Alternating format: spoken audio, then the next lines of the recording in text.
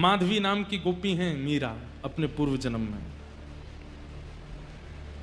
भगवान के एक सखा के साथ इनका विवाह हुआ। अधिकतर ज्यादा प्रसिद्धि इस बात की है कि श्री दामा के साथ में मीराबाई का ब्याह हुआ। ध्यान से सुनना, पूर्व जन्म में जब ये माधवी नाम की गोपी, ठाकुर जी भी छोटे से हैं और उस समय में बहुत लंबी आयु के बाद ब्याह नहीं होता था, छोटी अवस्था में ही ब्याह हो जाता था। पर भगवान के जितने भी सखाए सब ठाकुर जी से बड़े हैं, सब ठाकुर जी से बड़े हैं। एक आध कोई छोटे हैं, बाकी सब ठाकुर जी से बड़े हैं। तो ठाकुर जी के सखा का ब्याह हो गया। ठाकुर जी को पता नहीं चली, बहुत ध्यान से सुनो सब लोग, इधर देखो, ठाकुर जी को पता नहीं चली कि कब कब में ब्याह हो गया। लेकिन एक दिन श्री दामा अपनी पीहर गई हुई बहू को ले जाने के लिए तैयार हुआ और जैसे ही सब सखाओं को बोलने आया कि मैं जा रहा हूं, तो ठाकुर जी बोले, अरे श्री दामा, वैसे तो तू रोज पुराने से लत्ता ने पहन के आ जाए, आज बड़े चमकदार लत्ता पहन के आयो, कहां को जा रहे हो भैया? तो श्री दामा बोलो, लाला मैं तो अपनी ससुराल जा रहा हूं। ठाकुर जी बोले, जी कौन सा गांव है ससुराल? श्री दामा बोले, लाला जी गांव ना है तो कोई शहर है? बोले ना शहर ना है। तो कोई देश है? बोले ना देश ना है। तो लाला जब हम बड़े है जाए, हमारो ब्याह है जाए, तो जा कन्याते हमारो ब्याह होवे, वाको घर हमारो ससुराल होवे, वहां जा रहा हूं।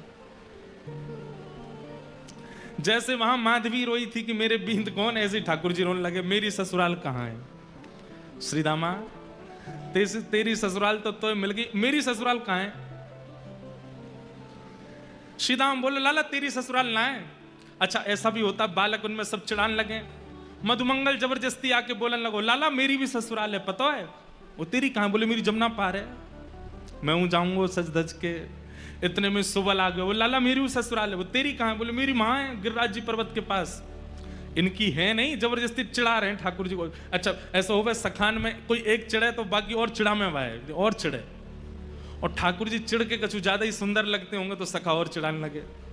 अब तो तन सुखा मन सुखा धन सुखा जे हुआ है। धन सुखा बोलो मैं हूं ससुराल जा रहा हूं, मन सुखा बोलो मैं हूं ससुराल जा रहा हूं, तन सुखा बोलो मैं हूं।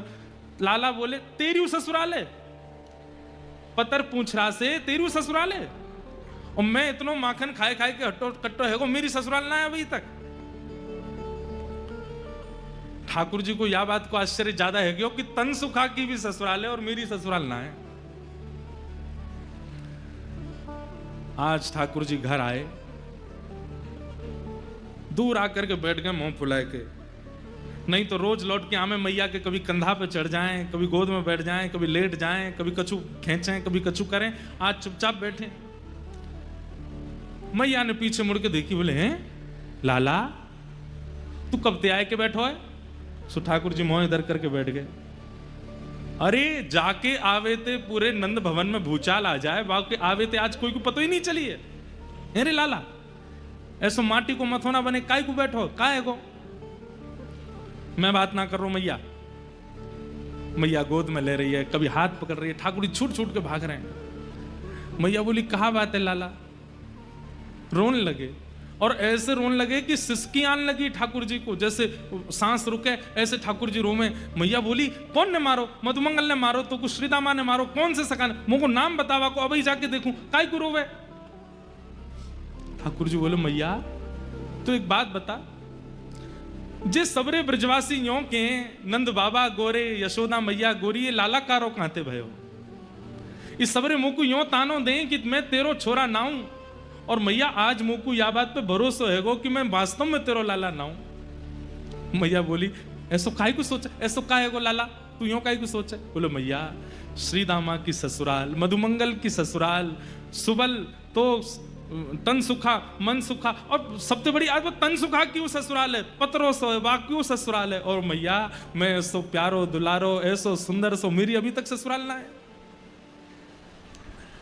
यह बात को सुन करके मैया तो लाला को हृदय से लगा, अरे मेरो लाला, झूठ बोले हैं दारी के, श्रीदामा की ससुराल है, बाकी इनकी ससुराल ना है लाला, बाकी सबरे तो झूठ बोल रहे हैं तोते। मैया तेरी भी ससुराल है? मैया बोली लाला जे घर मेरो ससुराल ही है। अच्छा मैया, और नंद बाबा क्यों ससुराल है? बोले हाँ उनकी ससुराल है। और दाऊ दादा की? बोले ना दाऊ दादा की ना है। ठाकुर जी कूद के गए दाऊ दादा के पास, दाऊ दादा को हाथ पकड़ के ला, भैया चल। बोले कहाँ? घर छोड़ के जा रहे हैं, ससुराल ढूंढ के आवेंगे अपने। मैया यशोदा बोली लाला तू कैसी बात करे? अब तो ठाकुर जी हट करने लगे, सिर मूड मारन लगे पृथ्वी पे, और बोले भोजन ना करूंगो, सोऊंगो ना, तेरी गोद ना आऊंगो, कछु ना करूंगो, पहले मेरी ससुराल बता कहाँ है। और मैया अगर तेने मुंह को मेरी ससुराल नहीं बताई तो मैं श्रीदामा की ससुराल छीन लूंगो, भाई को अपनी ससुराल बना लूंगो। मैया ने जैसे तैसे करके बोले अच्छा एक काम कर। बोले कहा श्रीदामा जब अपनी बहू लेके आ जाएगो, अपनी ससुराल से वापस आ जाएगो, तो बाकी बहू देख लियो, वैसी बहू तेरे काजे ले आऊंगा। ठाकुर जी बोले जे बहू कौन होवे मैया? मैया बोली ये और मैंने औगार लगा ली। औगार समझे? ये ब्रज भाषा है। औगार मतलब अब कैसे समझाएं औगार क्या है? जो बला, ये और मैंने बला लगा ली। पहली ससुराल के काजे लड़ रहा हो, बहू और बताओ कौन है? मैया बोली लाला। इतने में नंद बाबा आगे बोले मैं बताऊं लाला, यहां पे आ। गोदी में बैठ गए। बोलो लाला ये तेरी मैया है ना? बोले हाँ। जे मेरी बहू है। बाबा मेरी मैया तुमने बहू बना ली और तुम्हारी मैया मैं बहू बनाऊंगा। तुम्हारी मैया कहाँ है? अपनी मैया बताओ, उनको मैं बहू बनाऊंगा। सब लोग ठाकुर जी की बात सुन के ऐसी मधुर बात करें। इसीलिए तो श्रीमद् वल्लभाचार्य जी कहते हैं अधरम मधुरम वदनम मधुरम हसितम मधुरम चलितम मधुरम नयनम मधुरम रेणुम मधुरम मधुराधिपते अखिलम मधुरम।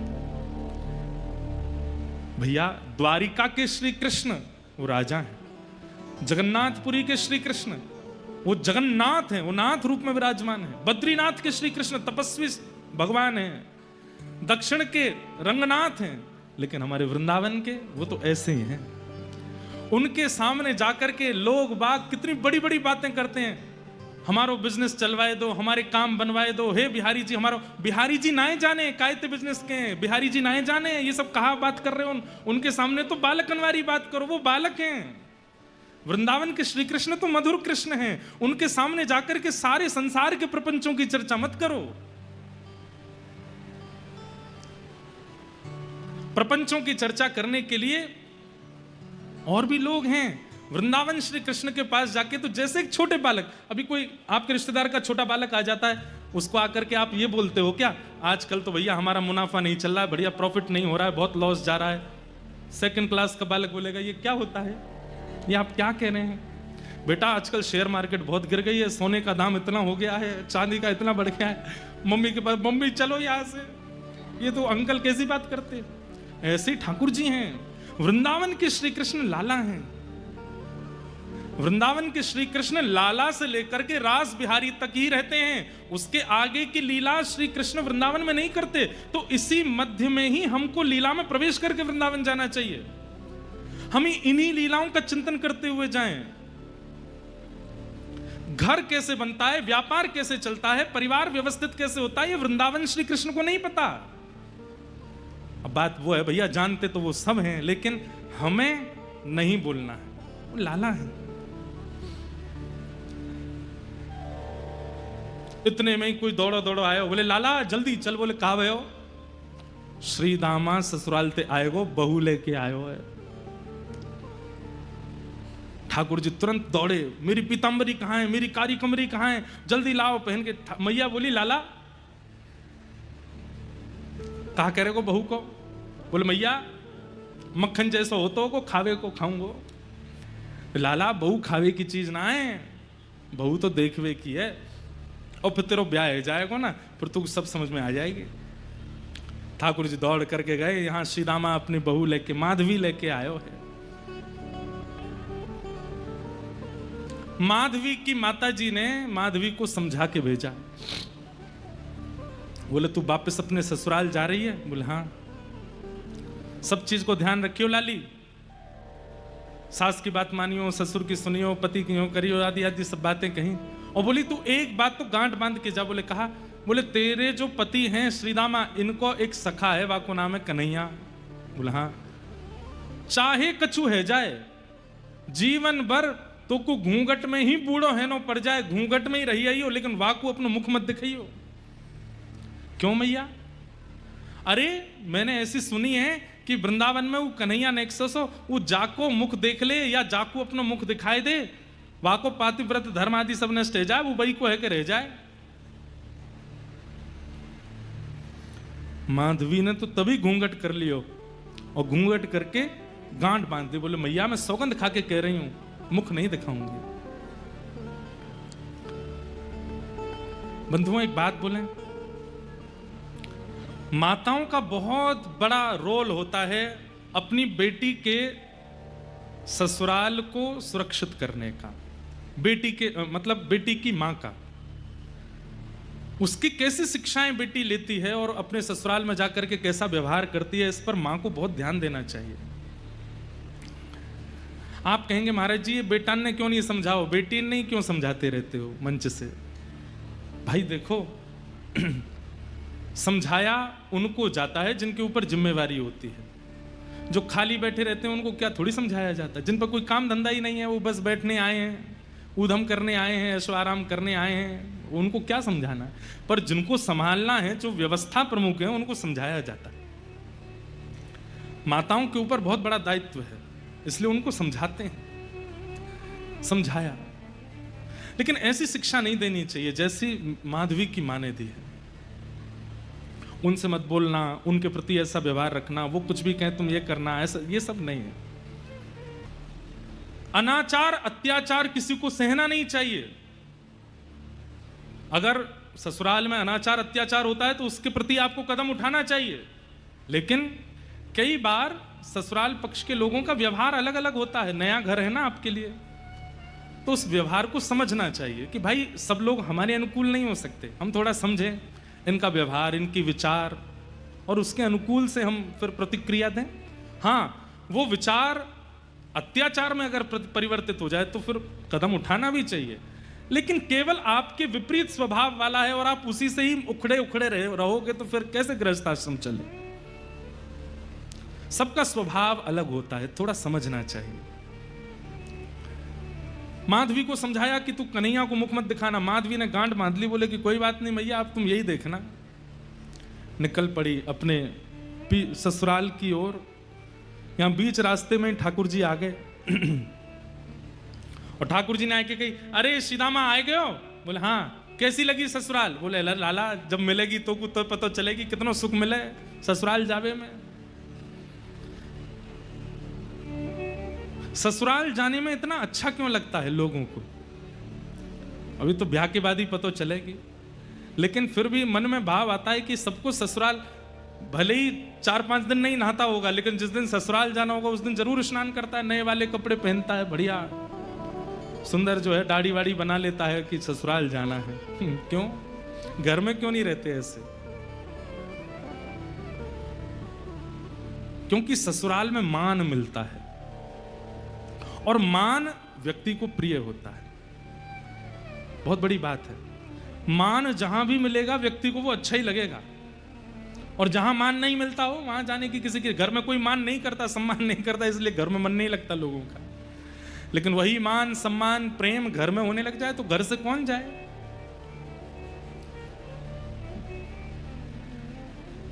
ठाकुर जी बोले अच्छा बहू कहां है? बोले पीछे बैठी है। सीदामा ने इशारा किया, बोले अरे माधवी मेरो सखा है कन्हैया, या को मुख दिखाए दे। जैसी सुनी कन्हैया आ रहे हैं महाराज, घूंघट लेकर के ऐसे पकड़ करके माधवी बैठ गई। बोले ये तो वही है जिसके लिए मैया ने मना किया। हाथ पांव कांपने लगे।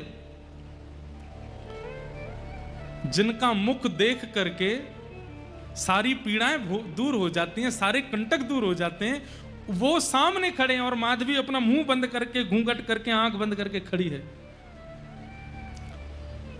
नंद जी को छैया बलभद्र जी को भैया लाल, या को मुख देखे ते कटत यम फंद। जिसका मुख देखने से यमराज के फंदे कट जाते हैं, उसके मुख को देख करके माधवी मुख दिख रही है अपना। कहने की बात, ऐसी शिक्षा किसी को मत दो कि कोई व्यक्ति ठाकुर जी से मुंह मोड़ ले, ठाकुर जी से मुख छुपा ले। ठाकुर जी तो अंदर ही बैठ गए पालकी में और कह रहे हैं भाभी जी ने मुख दिखाई दो अपनो। मैया ने कही है आपको मुख देख करके जाऊंगा और फिर जैसा बताऊंगा वैसी बहू मेरी आवेगी, नेक दिखाई दो। माधवी तो ऐसे बैठ जाए, कभी ऐसे बैठ जाए, ठाकुर जी ने पास जाए तो दूर रह जाए, मुख नहीं दिखावे। ठाकुर जी ने चरण तक पकड़ लिए, बोले अरे भाभी जी ने मुख दिखाई दो, मैं तुम्हारे पाम पर रहा हूं, नेक दिखाई तो दो। लेकिन माधवी ने मुख नहीं दिखाया। नन्हे से गोपाल जी को क्रोध आ गया, बोले बड़ो गुमान करके बैठी है अपने मोहड़े को, तेने मुंह को मुख नहीं दिखायो ना, आज इतनी याचना करने पर भी मुख नहीं दिखायो। मैं तो को वचन दे के जा रहा हूं, एक नहीं दो दो जन्मन तक याचना करेगी तब भी मेरो मुख नहीं दिखेगा तो को, और युगन तक प्रतीक्षा करेगी तब भी मेरो मुख दिखेगा नहीं तो को। बड़े बड़े कष्ट सहने पड़ेंगे, बड़ो श्रम करना पड़ेगा तब जाकर के मेरो मुख दिखेगा तो को। माधवी बोल पड़ी, मैं क्यों तड़पूंगी तुम्हारे मुख देखवे को, मोह तड़पे की आवश्यकता नहीं है, चले जाओ, कभी मुख मत दिखाइए अपनो। ठाकुर जी बोले ये तो समय बताएगा, और ऐसा कहकर के ठाकुर जी चले गए। माधवी को तो लगी आज जैसे जान बची हो, लेकिन कौन जानता था कि वो किस भाव से वंचित हो रही है। लौट करके माधवी जब अपने ससुराल पहुंची, रहने लगी वहां पर। अब तो स्थिति ऐसी है कि गोपियों के साथ यमुना जल भरने जाती है तो गोपियां कृष्ण की बात करती हैं, लौट करके घर आती है तो सास ननद कृष्ण की बात करते हैं, रात्रि में कहीं घूमने जाती है बैठती है सखियों के बीच में तो वहां भी कृष्ण की बात करते हैं। अरे तेने देखी नंद को लाला आज कहा पहन के डोल रहा, अरे तेने देखी नंद के कन्हैया ने वाह वारी गोपी के यहां जैसे ऐसे लीला करी। माधवी कहती है तुम पे और कोई बात नहीं है, तुम्हारे अपने पति हैं, तुम्हारे अपने बाल बच्चे हैं, वो नंद जी के लाला पर पुरुष की ओर ऐसी कुदृष्टि क्यों रखती हो। सब गोपी घेर करके कहती हैं हेरी माधवी तेने अभी तक देखो ना है, दिखे नंद को लाला। दूसरी गोपी बोली हम बे जैसे वो सामने थे आमे जे घूंघट कर ले लंबो और देखे ही ना उनकी ओर। माधवी बोली देखा नहीं है और देखूंगी भी नहीं, और ना मुझे आवश्यकता है। आहा, सब गोपी कहने लगी अरे माधवी कैसा लगे कन्हैया को देख के पता है,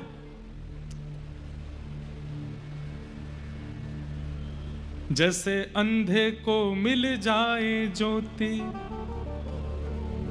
निर्धन को मिले हीरे मोती, जैसे पतझड़ में फूल खिल गया, मेरा सांवरा मुझे मिल गया। जैसे प्यासे को पानी मिल जाता हो, अंधे को नेत्र मिल जाते हो, निर्धन को मोती रत्न मिल जाते हो, और पतझड़ में फूल प्रकट हो जाते हो, ऐसा ही लगता है कृष्ण को देख करके, कृष्ण को सुन करके, कृष्ण के बारे में जान करके। माधवी उठ खड़ी हुई, ना तो मैं अंधी हूं, ना मैं बहरी हूं, और ना मैं प्यासी हूं, तुम देखो मुझे नहीं देखना। अब तो माधवी अकेली जाती है जल भरने के लिए, अकेली बैठी रहती है, क्यों सबके बीच में जाऊं तो कृष्ण की बात करते हैं। ठाकुर जी दो कोई मिलते हैं, एक बात तो लिख ही लेना, या तो वो जो 24 घंटा इनको सोचते रहे, और या वो जो इनते दूर ही दूर भागे। ये दो कोई मिलते हैं, बीच वाले तो कई बार मझधार सी में ही रह जाते हैं। ये दो को ही पकड़ते हैं, या तो एक वो जो श्वास श्वास पे इनको बचता है, या एक वो जो इनसे जितना हो सके दूर भागने की कोशिश करता है, उसी को पकड़ते हैं। आज ठाकुर जी ने मन बना लियो कि आज या माधवी को अपने रस को आस्वादन कराऊं। अब देखो लीला रूप में तो कुछ भी चल रहा हो, लेकिन ठाकुर जी को पूरे विश्व को प्रेम की पराकाष्ठा दिखानी है मीरा के रूप में, इसलिए मीरा का निर्माण कर रहे हैं ठाकुर जी। आज ठाकुर जी ने मन बना लिया, बोले आज या माधवी को दिखाई दूं मैं। रात्रि में सोई है, और तभी सोते हुए ठाकुर जी ने अपना जैसे मानो जैसे प्रेम जाल फैला दिया हो आसपास। रात्रि के 2-2:30 बजे हैं और 2-2:30 बजे ही माधवी को ऐसा लगने लगा कि भोर हो गई है और मेरे जल भरने जाने का समय हो गया है। और उठ करके खड़ी हो गई माधवी, तुरंत अपने वस्त्र आभूषण पहने और पहन करके मटकी लेकर के निकल पड़ी यमुना जी की ओर। आगे पीछे देखती है कि आज हलचल नहीं हो रही है, आज कोई भी गोपी अभी तक उठी नहीं है। अरे सूर्य उदय होने वाला है, अभी तक कोई जागी नहीं। मंदम मंदम सुगंधी बह रही है, वातावरण बड़ा पवित्र है। मन रूपी मन में जैसे एक विचित्र जैसा आनंद हो रहा है आज माधवी को। वायु का स्पर्श करके रोम रोम पुलकित हो रहा है, लेकिन अभी तक प्रेम प्रकट नहीं हुआ। क्यों? क्योंकि प्रेमी श्री कृष्ण नेत्रों से दिखे नहीं है, कानों से सुने नहीं है। मन में विचार कर रही है, आज कितना अच्छा मौसम है, आज कितना अच्छा वातावरण है। यमुना जी के समीप गई। आज यमुना जी प्रिय लग रही हैं, वृक्ष वल्लरियां प्रिय लग रही हैं। वही वृंदावन जिसमें वो हमेशा से रहती है, आज वो वृंदावन कुछ ज्यादा प्रिय लग रहा है। यमुना जी में जल तो कम भर रही है, बार बार मटकी में भरती है और फिर खला देती है, फिर भरती है, फिर खला देती है। ये प्रेम के लक्षण प्रकट होने लगे माधवी के चित्त में। अंत तो गत्वा सोचने लगी, अरे इतनी देर है गई, अभी तक मैंने जल ही ना भरो, जल्दी चलूं। जल भर के और जैसे ही उछान लगी, वही मटकी है जो रोज लेकर के जाती है, लेकिन आज वो मटकी इतनी भारी हो गई कि माधवी से उठ नहीं रही है। खूब प्रयास कर लिए, कभी इधर से उठावे, कभी उधर से उठावे, कभी नीचे से उठावे, लेकिन मटकी ना उठे। मन में सोचने लगी, अरे इतनी भारी कैसे हो गई? दूर दूर तक कोई गोपी भी नहीं जो सहारा दे दे तो उठा लूं। मन में सोचने लगी, कोई आ जावे, नेक सहारो लगा दे, सो ये मटकी उठ जाएगी। इतने में ही ललित गति विलास वल गुहास प्रणय निरीक्षण कल्पितो रुमान कृतमनुकृतवत्य उन्मदान्धा प्रकृति मगन किलयस्य गोपबद्ध। पीतांबरी पहने, मधुर चाल, छम छम छम छम छम स्वर लहरियां सुनाई दे रही हैं। आज ये स्वर माधवी के कानों को जैसे मानो अति सुख दे रहे हों। माधवी कह रही है, अरे कोई तो आ रही है, कोई गोपी तो आ रही है। तो दूर से माधवी कहने लगी, हाँ जल्दी आ, अरे जल्दी आ बहन, अरे नेक मेरी मटकी उचाए दे। ठाकुर जी की छम छम छम चरणों की आवाज से पता चल रहा है कि धीमी गति से चल रही है। तो माधवी चिल्ला रही है, अरे तू कुछ सुनाई नहीं दे रही, नेक जल्दी से चल के आ। तो ठाकुर जी की जो गति है वो तेज हो रही है, छम छम छम छम छम जोर से चल रहे हैं। माधवी को सुनाई देता, हाँ बस आवे वारी है, आवे वारी है, आवे वारी है, आ गई होगी। और जैसे ही ठाकुर जी सन्मुख आए, पीतांबरी पहनी है, मोर पिछ लहरा रहा है, श्याम वर्ण की कांति है, और आए करके त्रिभंग ललित श्याम सुंदर दोनों चरण अपने इधर उधर करके और एक दीवार पर टेक लगाए के दूसरा हाथ कमर पर धर के देख रहे हैं माधवी की ओर।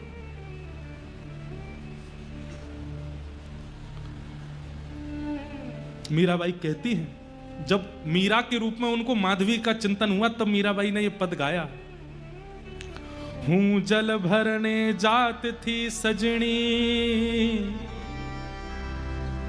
कलश माथे धार्यो। हूं जल भरन जात थी सजनी, कलश माथे धार्यो। तभी सांवरी सी किशोर मूरत, सांवरी सी किशोर मूरत, कछुक टोनो कर डारो, कछुक टोनो कर डारो। मुझ पर कोई टोना कर दिया। अब तो नेत्र खुले रह गए, मुख खुला रह गया, हाथ मटकी पकड़े रह गए, सांस मानो जैसे थमसी गई हो, कुछ सोच नहीं रही है, कुछ विचार नहीं कर रही है, बस रूप माधुरी का दर्शन, और नेत्रों से बिंदु गिर रहे हैं अश्रु के। रोम के अलग अलग अंग पर पुलकित हो रहे हैं, जैसे मानो रोए खड़े हो रहे हैं मीराबाई के। बंधुओं, ये भाव इसलिए सुनिए कि कभी श्याम सुंदर आ गए तो ऐसा ही होगा। सुध ना रही तन मन की, सब बिसर गयो बारो, कछुक टोनो करी डारो। भूल गई, भूली री भवन में तो बावरी बहीरी, कृष्ण नाम जबते श्रवण सुनोरी आली। भूल गई, ये तक भूल गई कि मैं कौन हूं, मैं कहां हूं, मैं क्या कर रही हूं, ये क्या हो रहा है, सब भूल गई। बस नेत्रों में कृष्ण, मन में कृष्ण, बुद्धि में कृष्ण, रोम रोम में कृष्ण, वो छवि। और उसके बाद तो मंद मंद ठाकुर जी मुस्कान लगे और मुस्काए करके कह रहे हैं उठाए ले। माधवी करिए क्या? अरे मटकी उचाए ले। अच्छा उचाए लो? बोले हाँ। आप उचवाए दो? ठाकुर जी बोले मैं उचवाऊं? बोले हाँ। जैसे ही ठाकुर जी सन्मुख गए, छोटे से गोपाल जी, माधवी उन्हीं को देख रही है, कुछ चिंतन नहीं चल रहा है। ठाकुर जी एक तरफ से मटकी पकड़ करके खड़े हैं और माधवी से कह रहे हैं अरे मैं अकेलो कैसे उठाऊंगा, तू भी तो नेक जोर लगा। माधवी भी पकड़ती है और जैसे ही मटकी उचान लगी, ठाकुर जी मटकी से नेक ऊंचे हैं, बस छोटे से हैं, लेकिन जैसे ही मटकी उचवाई अब उच गई। जैसे मीरा ने उठाई है, माधवी ने उठाई है, और जैसे उठाती जा रही है उतने ही बड़े श्याम सुंदर होते जा रहे हैं और बिल्कुल माधवी के सामने आ गए और आए करके मटकी उचाए करके वाके सिर पर धर दी है। मतलब बाल कृष्ण अब कुंवर कृष्ण बन गए, नेत्रों के ठीक सामने खड़े, होठ कांप रहे हैं, हाथ कांप रहे हैं, सोच नहीं पा रही है, सुध बुध नहीं है तन में। ठाकुर जी बोली उच गई? मीरा बोली हाँ। अब जाऊं मैं? माधवी कहती है नहीं मत जाओ, यहीं रहो, सन्मुख रहो। ठाकुर जी बोले तेने तो मुख नहीं दिखायो ना मोकू, अब मैं हूं नहीं दिखाऊंगा। और ऐसा कहकर के ठाकुर जी जा रहे हैं और माधवी रो रही है। कभी हाथ पकड़ती है, पर जैसे ही हाथ पकड़ती है हाथ अंतर ध्यान हो जाता है, कंधा पकड़ती है अंतर ध्यान हो जाते हैं, केश लहरा रहे हैं केश पकड़ती है, सर्वांगण कृष्ण अंतर ध्यान हो गए। अब तो वो माधवी व्याकुल हो गई, मटकी दूर गिरी है, जल फैल गया है, ढूंढ रही है, कभी किसी गली में जाती है, कभी किसी द्वार पर। अभी आधी रात हो रही है, सब ब्रजवासी सो रहे हैं और माधवी ढूंढ रही है कहां चले गए श्याम सुंदर। नंद नंदन पिया कपट जो कीनो, नंद नंदन पिया कपट जो कीनो, निकल गयो निकल गयो निकल गयो, छल करके जादू करके जादू करके जादू करके हो जादू करके हो पिया कित गयो जादू करके जादू करके कित गयो जादू करके। बस निर्माण हो गया एक प्रेम की ऐसी धारा का, जिस धारा में आज तक गोते लगा करके कितने जीव प्रेम की गति को प्राप्त कर लेते हैं। मोर मुकुट पीतांबर सोहे, मोर मुकुट पीतांबर सोहे, मोर मुकुट पीतांबर सोहे, मोर मुकुट पीतांबर सोहे। कबहु न मिले कबहु न मिले कबहू न मिले अंग भर के, जादू करके, जादू करके, जादू करके, हो जादू करके, हो पिया कित गयो जादू करके, जादू करके कित गयो जादू करके। मेरा दासी शरण जो आई, मेरा दासी शरण। सब लोग गा। बंधुओं, आपको पता है ये जो अभी हम सुन रहे थे ना, ये अंतिम दर्शन था ठाकुर जी का। इसके बाद मीराबाई को कम से कम 10,000 साल तक ठाकुर जी नहीं दिखे। ये अंतिम दर्शन था मीराबाई का। इसके बाद पदों में जो भी गाया मीराबाई ने, वो इसी दर्शन का भाव गाया है। यही दिखे हैं बस ठाकुर जी, इसके बाद दिखे नहीं है ठाकुर जी। इतना लंबा विरह शायद किसी ने नहीं सहा होगा जितना लंबा विरह मीरा ने सहा। मेरा दासी शरण जो आई, मेरा दासी शरण जो आई, मेरा दासी शरण जो आई, मेरा दासी शरण जो आई। चरण कमल, चरण कमल, चरण कमल चित धर के, जादू करके, जादू करके, जादू करके, हो जादू करके, ओ पिया कित गयो जादू करके, जादू करके कित गयो। नहीं दिखे ठाकुर जी।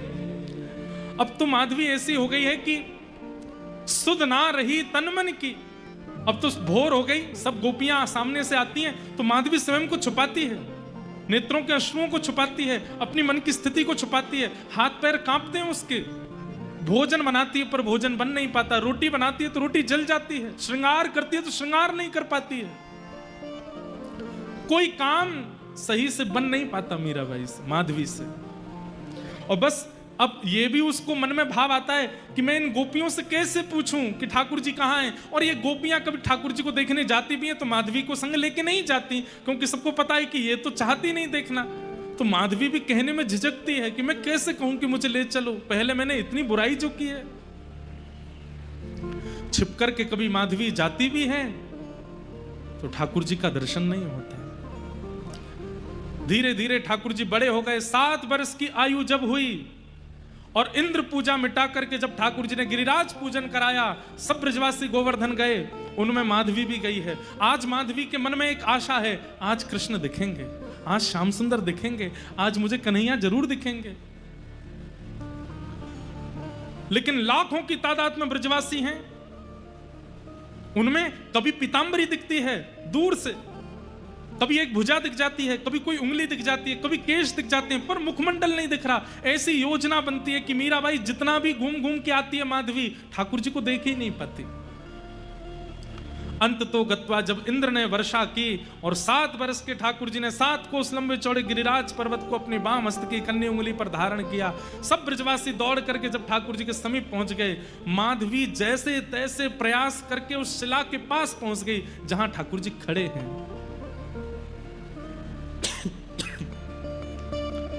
और जैसे ही उस शिला के पास पहुंच करके नेत्र खोल करके देखा है, जैसे ही ठाकुर जी की ओर देखा तो बाहर तो इंद्र वर्षा कर रहे हैं, इतना जल गिर रहा है, पर मीराबाई के नेत्रों में इतना जल आने लगा, माधवी के नेत्र इतने जलों से भर गए, बार बार पहुंचती है पर जैसे ही खोलती है मानो जैसे आंसुओं की पिचकारी चल रही हो नेत्रों से। देख नहीं पा रही ठाकुर जी को, चरणों में गिर गई, लिपट गई, बोले नाथ मुझे क्षमा कर दो, मुझे पता है आप मुझसे नाराज हैं, आप मुझसे रूठ गए, इसलिए मेरी ऐसी स्थिति कर दी है कि सब देख रहे हैं आपको पर मैं आपको देख नहीं पा रही हूं, मुझे आपका दर्शन नहीं हो रहा है।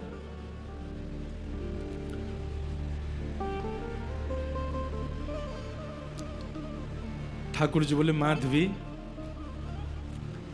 अब तो को मेरे दर्शन के काजे प्रतीक्षा करनी पड़ेगी। और कितनी प्रतीक्षा करूं?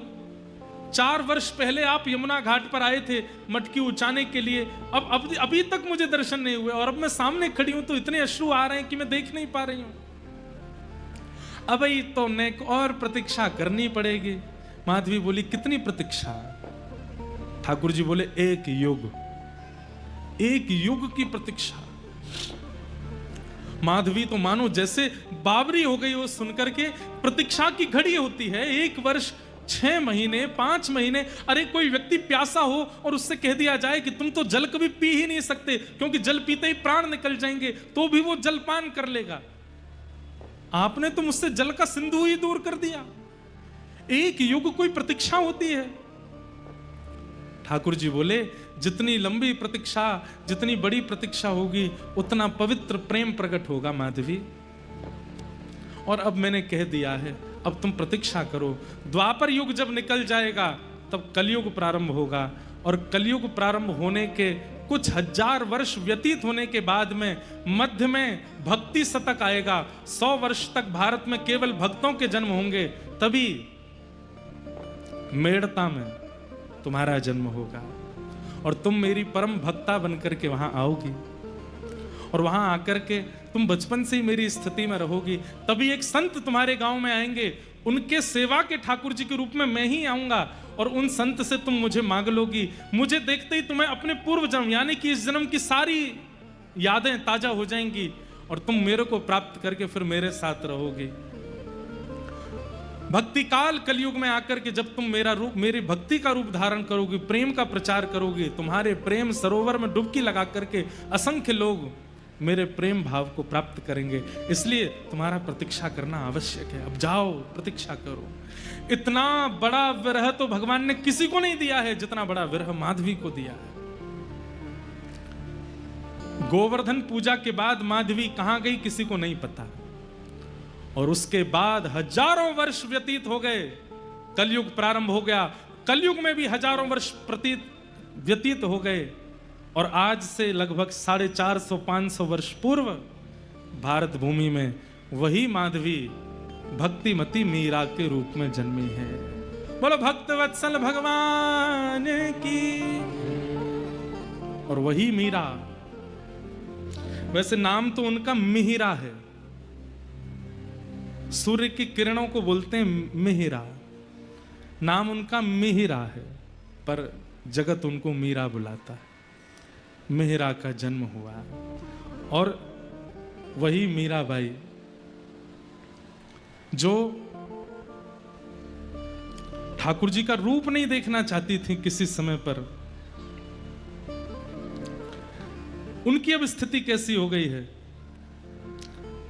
बसो मोरे नैनन में नंदलाल, बसो मोरे नैनन में, मोर मुकुट मकराकृत कुंडल, मोर मुकुट मकराकृत कुंडल, अरुण तिलक सोहे भाल, अरुण तिलक सोहे भाल, बसो मोरे नैनन में नंदलाल, बसो मोरे नैनन में, मोहनी मूरत सावरी सूरत, मोहनी मूरत सावरी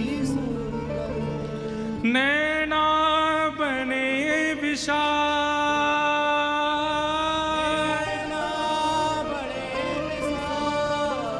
और अधर सुधारस मुरली राजत, अधर सुधारस मुरली राजत, और उर्वे जलती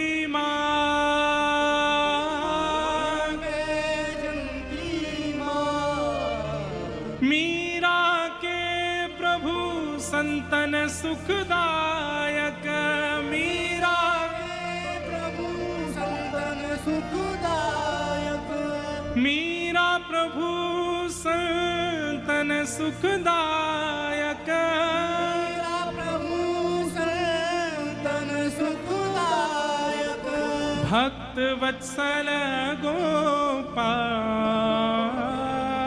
भक्त वत्सल गोपाल, बसो मोरे नैनन में नंदलाल, बसो मोरे नैनन में। वही मिहिरा मां के कहने पर कि यही तेरे बींद हैं,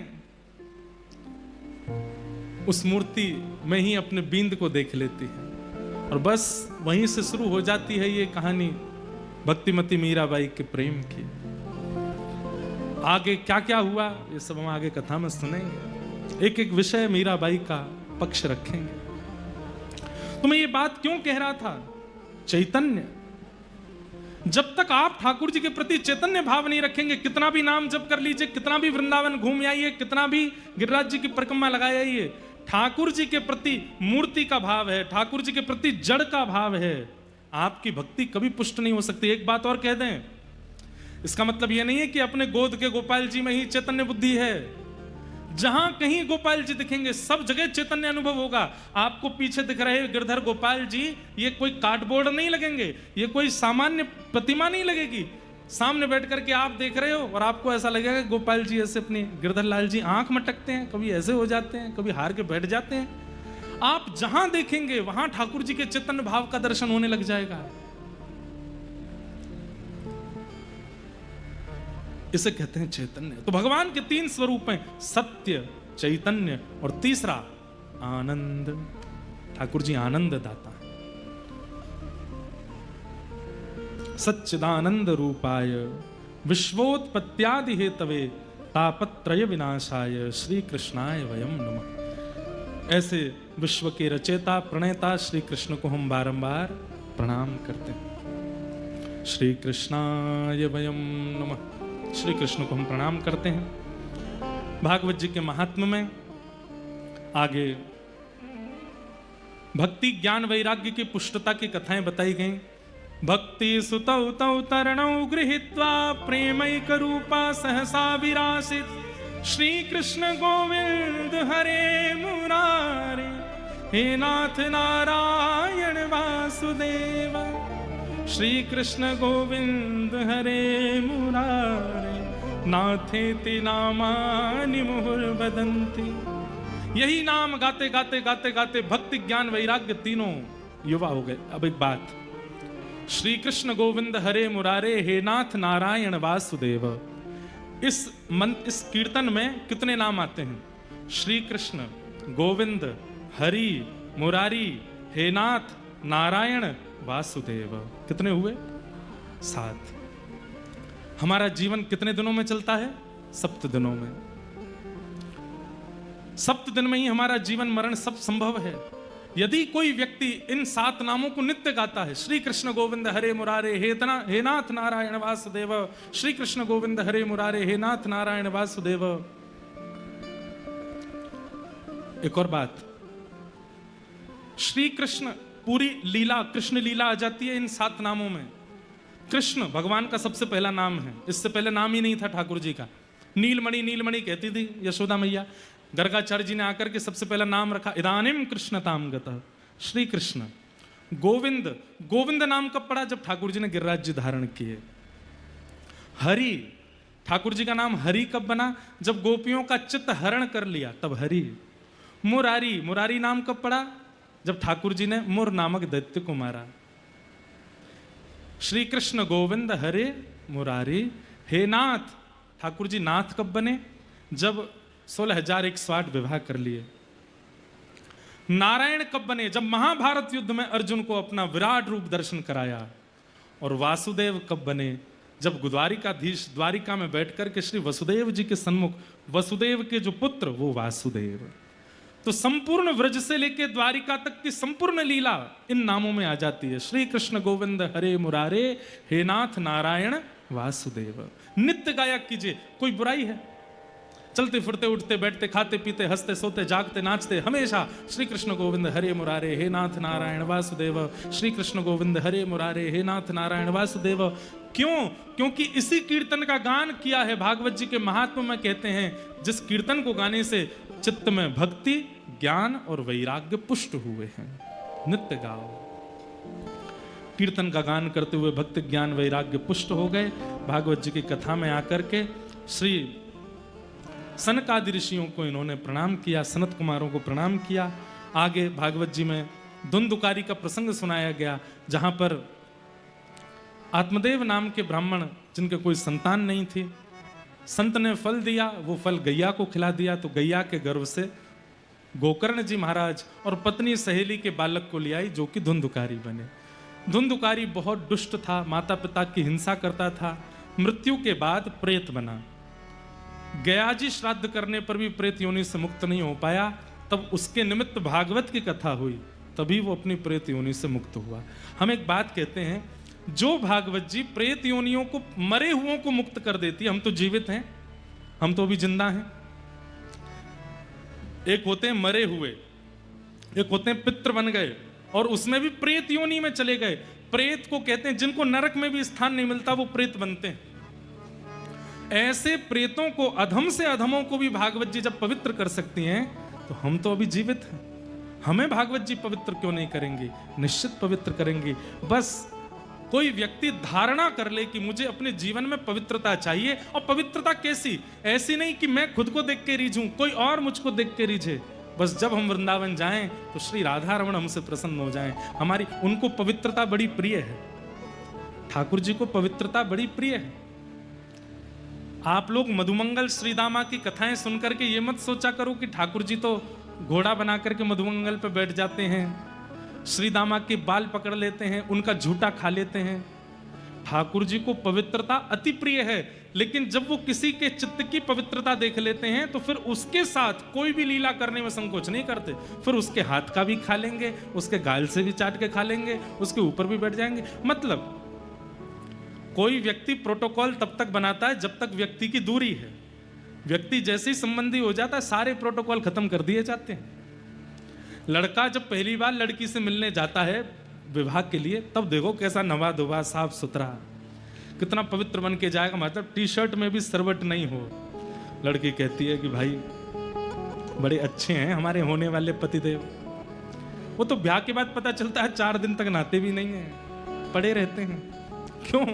ये प्रोटोकॉल इसीलिए बनाए जाते हैं ताकि व्यक्ति दूर है तो दूरी से हमारे अनुकूल बनने का प्रयास करे। और व्यक्ति जब अनुकूल बन जाता है तो सारे प्रोटोकॉल तोड़ दिए जाते हैं।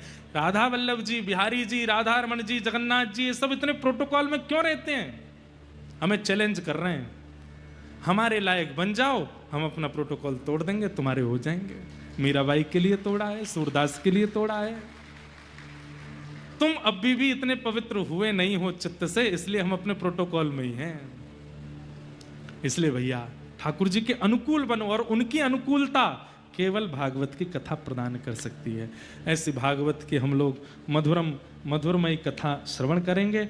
आज प्रथम दिन महात्म है। असारे संसारे विषय विषशंका कुलधिया, क्षणार्धम क्षेमार्थम पिबत सुख गाथा तुलसुधा, किमर्थम व्यर्थम भो ब्रजत कुपथे कुत्सित कथे, परीक्षित साक्षीयत श्रवण गत मुक्त्युक्ति कथने। बोलो भागवत महापुराण की।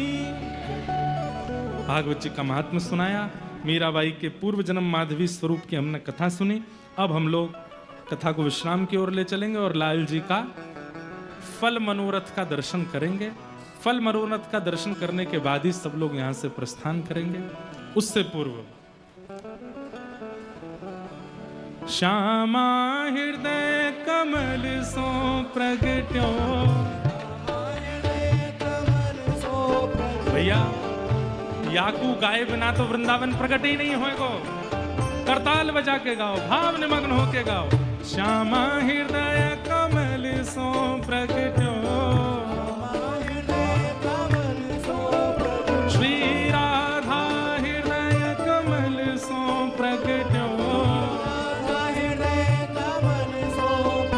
और श्याम हृदय कुभार वृंदावन प्यारो वृंदावन, वृंदावन प्यारो, ओ वृंदावन प्यारो वृंदावन, वृंदावन।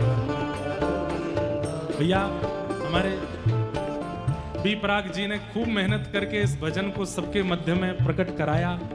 आप सब लोगों ने श्रवण किया है ना? कौन कौन को ये पद पूरा याद है? हाथ उठा के बताओ। देखो महाराज, बाप से गाओ। वृंदावन प्यारो वृंदावन, वृंदावन प्यारो वृंदावन, हे श्री वृंदावन मेरो वृंदावन,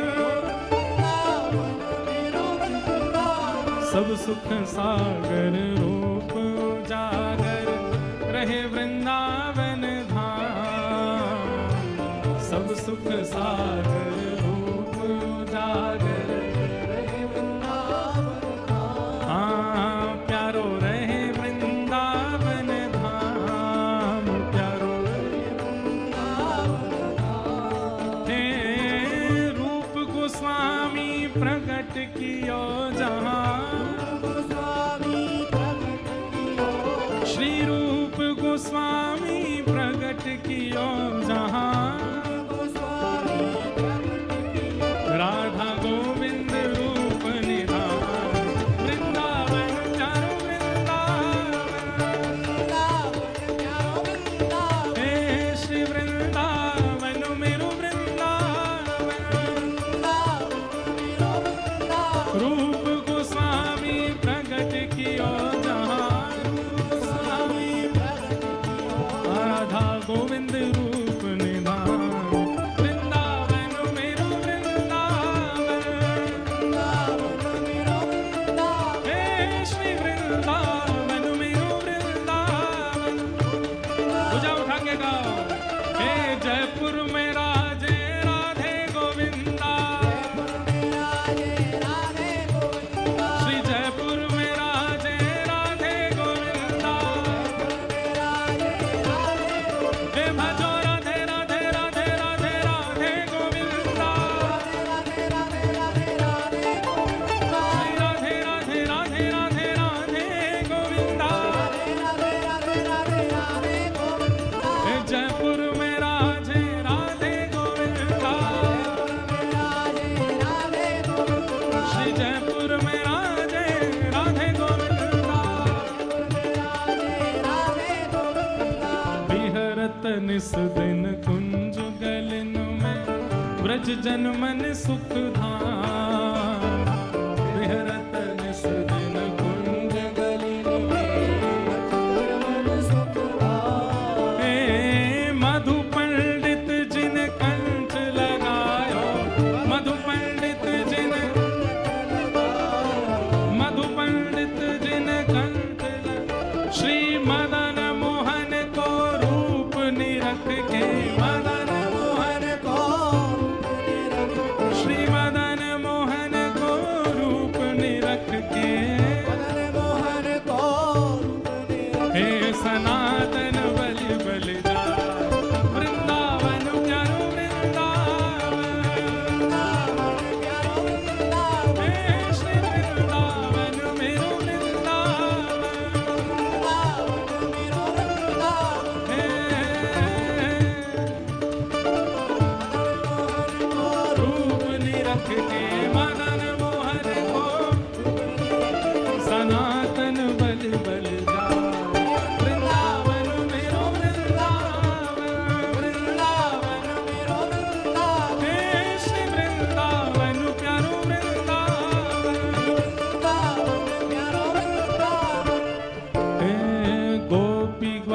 सब ही और धारे प्यारो गोपीना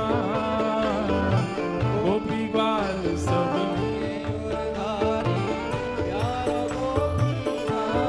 हे मधु पंडित जिन कंठ लगायो।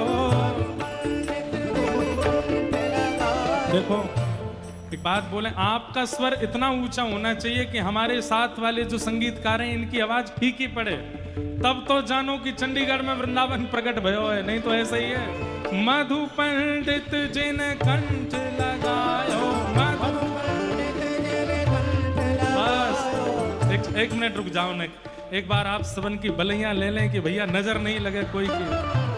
ऐसे ही गाते रहो, ऐसे ही झूमते रहो, ऐसे ही आनंद करते रहो। मधु पंडित जिन कंठ लगायो, मधु पंडित जिन कंठ लगायो, श्री मधुसूदन जिन कंठ लगायो, मधुसूदन जिन कंठ लगायो। और है रही जय जयकार वृंदावन प्यारो वृंदावन, वृंदावन प्यारो वृंदावन, हे श्री वृंदावन मेरो वृंदावन, वृंदावन मेरो वृंदावन। मधु पंडित जिन कंठ लगायो, मधु पंडित जिन कंठ लगायो, और है रही जय जयकार वृंदावन मेरो वृंदावन, वृंदावन मेरो वृंदावन, हे श्री वृंदावन मेरो वृंदावन, वृंदावन मेरो वृंदावन। श्री गोपाल भट्ट जो कि हृदय वेदना प्रगट्यो शालिग्राम, गोपाल भट्ट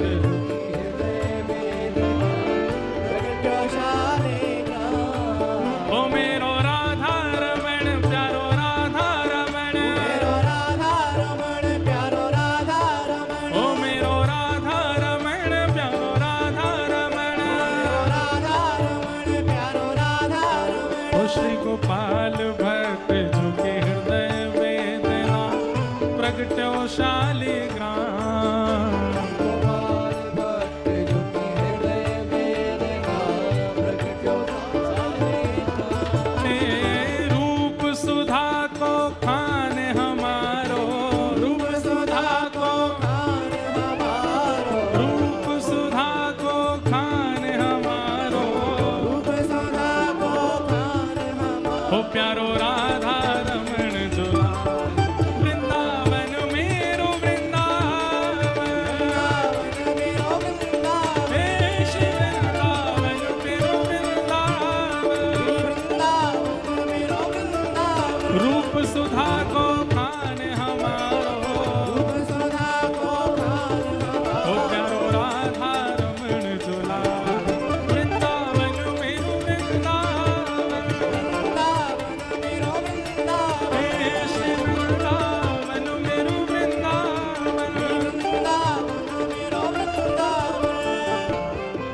आतुर हित हरिवंश पुकारो, राधा राधा नाम, आतुर हित हरिवंश पुकारो, राधा राधा नाम। ओ जय राधे राधे, राधे राधे, श्री राधे राधे, राधे राधे, हरिवंश प्यारी, राधे राधे, हरिदास दुलारी, राधे राधे, बरसाने वाली, राधे राधे, वृंदावन वाली, राधे राधे, जय राधे राधे, राधे राधे, श्री राधे राधे, राधे राधे।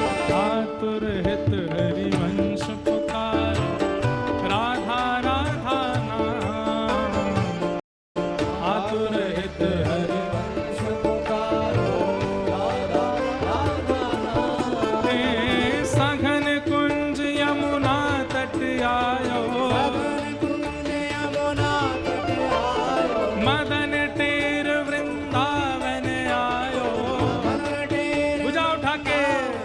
ओ प्यारो राधा वल्लभ लाल, वृंदावन मेरो वृंदावन, वृंदावन मेरो वृंदावन, हे श्री वृंदावन प्यारो वृंदावन, वृंदावन प्यारो वृंदावन। मदन टेर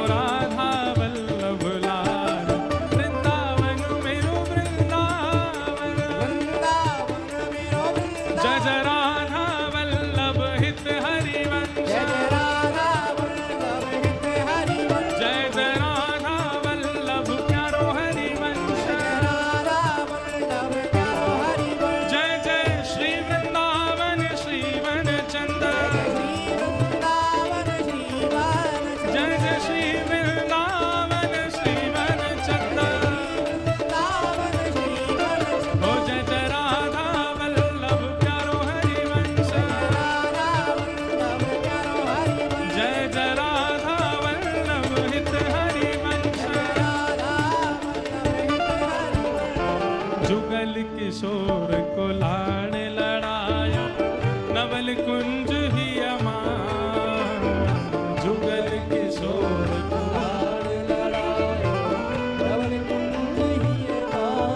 हे कुंजन कुंजन की रज धारे कुंजन कुंजन की रज धारे ओ हरि व्यास युगल यशगार वृंदावन मेरो वृंदावन हे श्री वृंदावन प्यारो वृंदावन कुंजन कुंजन की रज धारे ओ हरि व्यास युगल यशगार वृंदावन मेरो वृंदावन हे श्री वृंदावन प्यारो वृंदावन और हमारे वृंदावन के सबसे आकर्षक ठाकुर जी कौन है भुवन चतुर्दश की सुंदरता निधिवन करत बिहार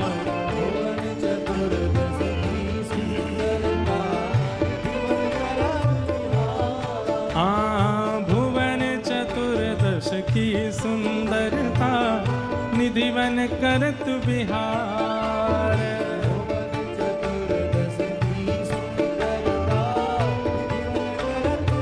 भाव से श्यामा प्यारी कुंज बिहारी श्यामा प्यारी बांके बिहारी और जय जय श्री हरिदास वृंदावन प्यारो वृंदावन हे श्री वृंदावन मेरो वृंदावन श्यामा प्यारी कुंज बिहारी और जय जय श्री हरिदास वृंदावन मेरो वृंदावन हे श्री वृंदावन मेरो वृंदावन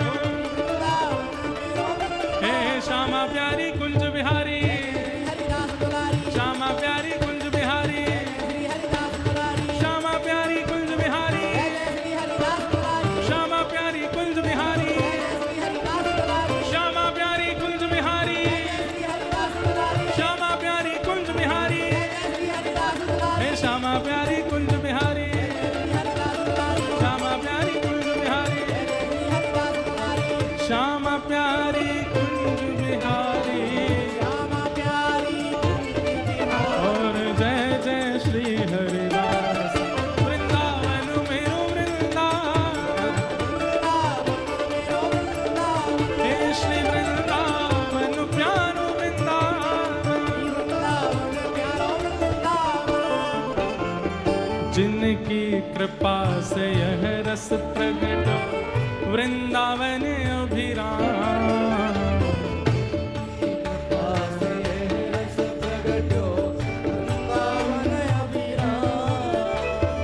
सप्तनिधिन को ही उजियारो हम सबको मिलवावे बारो और यह आनंद करवावे बारो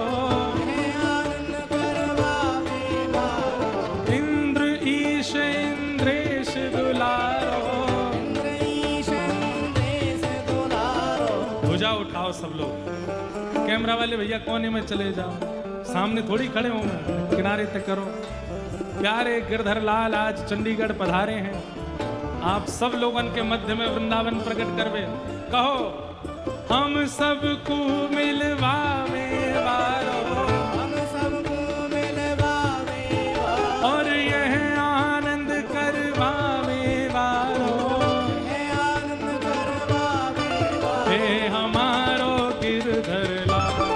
वृंदावन प्यारो वृंदावन, प्यारो वृंदावन, हे श्री वृंदावन मेरो वृंदावन, वृंदावन प्यारो वृंदावन, यह आनंद करवावे वालो, करवावे वालो। आज हम सबको मिलवावे वालो, हम सबको मिलवावे वालो, हे हमारो गिरधर लाल। वृंदावन मेरो वृंदावन, हे श्री वृंदावन प्यारो वृंदावन। जय राधे राधे, श्री राधे राधे, बरसाने वाली श्री कृष्ण प्यारी, गिरधर की प्यारी, हम सबकी प्यारी। जय राधे राधे, श्री राधे राधे, जय राधे राधे, श्री राधे राधे, जय राधे राधे, श्री राधे राधे, जय राधे राधे, श्री राधे राधे, जय राधे राधे, श्री राधे राधे, जय राधे राधे, श्री राधे राधे। बोल गिरधर लाल प्यारे की, कृष्ण कन्हैया लाल की। जय जय श्री राम, जय जय श्री राधे, जय जय श्री राम। पूछरी के लौटा की प्यारे, क्या बात है बंसी वारे। वाह भैया, पहले दिन ही इतना आनंद आ गयो है, अब ही तो 6 दिन बचे हैं, जाने कहा होएगो। बोलो कृष्ण कन्हैया लाल की, गिरिराज धरण की, जय श्याम सुंदर श्री यमुने महारानी की। जय लड्डू 4 कचौड़ी 6, जो ना बोले वही में जय पूछरी के लौटा की। प्यारे